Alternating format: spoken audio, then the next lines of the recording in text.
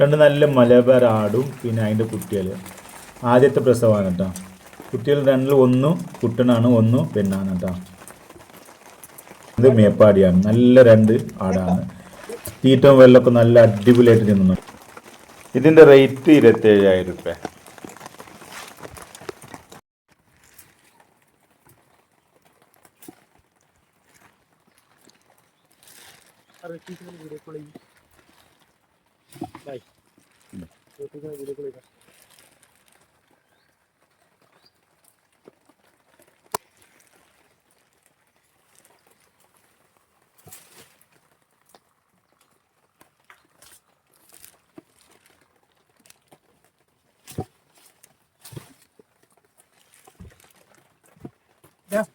ഇവിടെ വേണം.